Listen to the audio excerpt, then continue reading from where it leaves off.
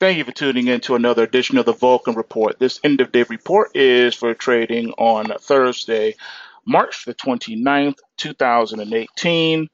Thursday, but it's the last trading day of the week because tomorrow is Good Friday and the U.S. markets are going to be closed.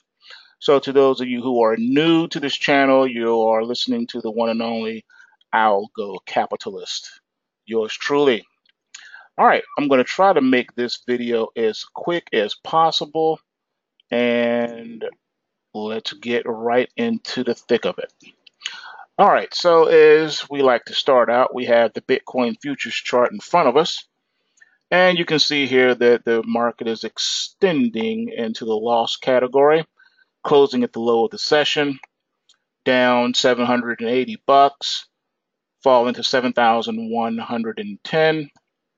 And you can see here the low is 58.80, and that's in play right now. This is also a pointer. It's an important pointer because it is on a weekly chart. So that is where prices are headed, barring some type of unforeseen event. That's exactly where we're going, and probably much lower. All right, so this is what's up. The market fell to close above the momentum line. Therefore, the market is still pulse waving negatively. All right, moving right along to the Dow. All right, a lot of these markets failed to do key reversals for the week. Just wanted to put that out there. The Dow failed to regain momentum today as well. So the market is still in a negative pulse wave decline, even though the major trend is still bullish. Today signified a bona fide turning point from a bullish pulse wave to a bearish pulse wave.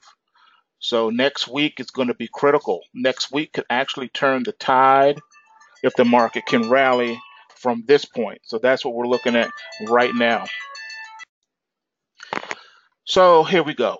The Dow is really at a critical crossroad. Next week, the market needs to rally and close above the momentum line, or we have further downside to go, and prices should fall below the longer term trend line of 23,000 and head into the Kumo cloud. So we're looking at a possible 1,000-point drop coming in the Dow futures if it fails to regain momentum by the end of next week.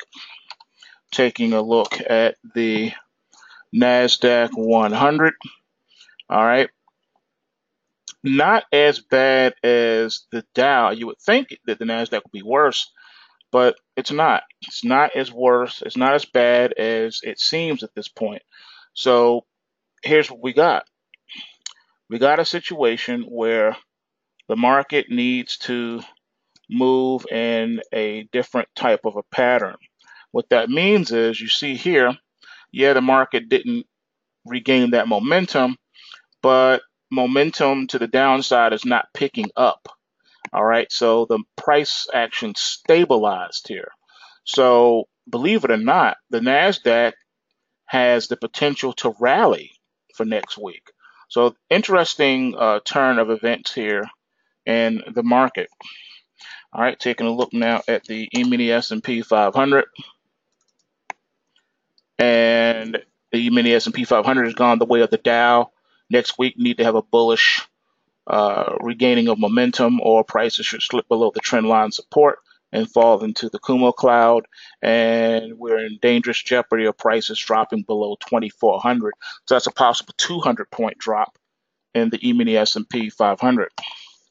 All right, looking at crude oil. Crude oil managed to close above the momentum line, so it's still technically in a bullish pulse wave configuration, and I'm still looking at prices heading towards $70. So bonds did good. I'm sorry, crude oil did good. Looking at bonds now. Bonds closed above the momentum line as well. So right now we're in a bullish pulse waving scenario right now for bonds. I'm expecting bonds to cross 147 And then if it gathers enough momentum, it should be able to get to the 151, which is a longer term trend line of existence. So bonds are still bullish. Taking a look now at gold.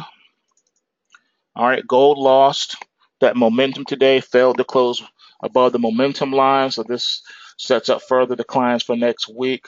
Possible dropping below 1300 and actually closing there next week.